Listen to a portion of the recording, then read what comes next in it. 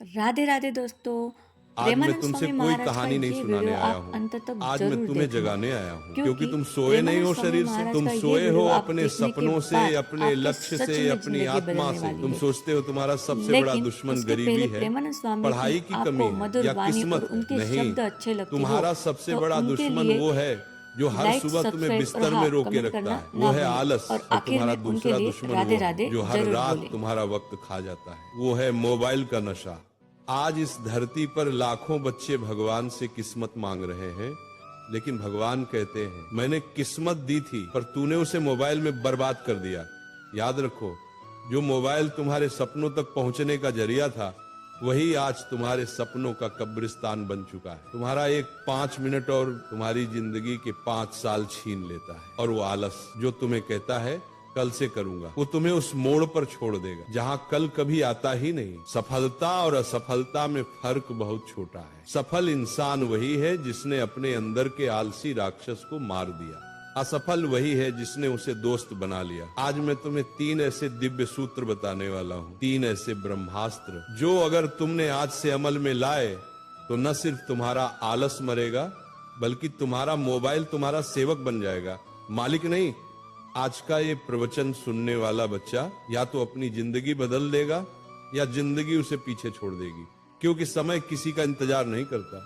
पहला सूत्र, मन का स्वामी बनो, दास नहीं। मोबाइल बुरा नहीं है, लेकिन जब तुम उसके गुलाम बन जाते हो तब विनाश शुरू होता है। मोबाइल तो एक औजार है, पर जब औजार इंसान को चलाने लगे तो समझो विनाश निश्चित है। तुम कहते हो थोड़ा रिलैक्स करने के लिए खोलता हूँ, और फिर देखते देखते 2 घंटे निकल जाते हैं, तुम्हें पता भी नहीं चलता। और तुम्हारा ध्यान, तुम्हारी ऊर्जा, तुम्हारा समय सब उस स्क्रीन के भीतर कैद हो जाता है। सच्चाई सुनो, मोबाइल ने तुम्हें आलसी नहीं बनाया, बल्कि तुम्हारे मन की कमजोरी ने तुम्हें मोबाइल का गुलाम बना दिया।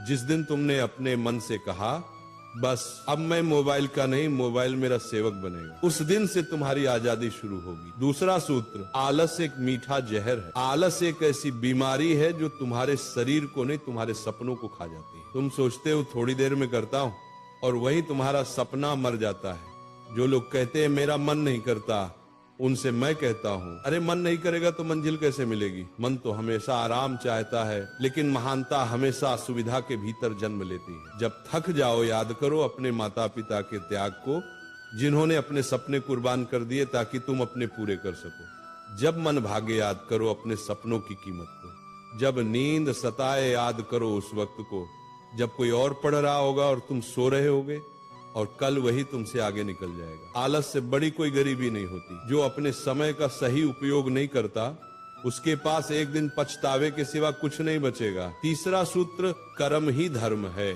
बच्चों, अगर तुम सच में बदलना चाहते हो तो रोज सुबह उठकर सिर्फ एक संकल्प लो, आज का दिन मैं अपनी मंजिल के नाम कर दूंगा।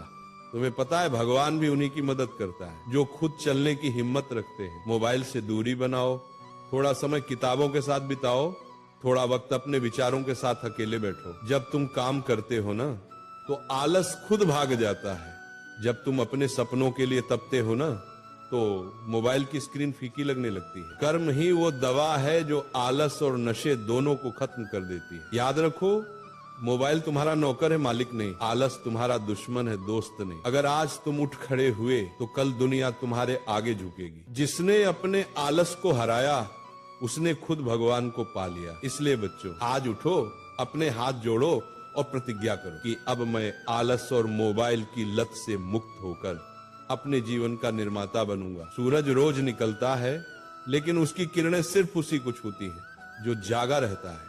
अब ये तय करो, क्या तुम उठने वालों में हो या सोए रहने वालों में।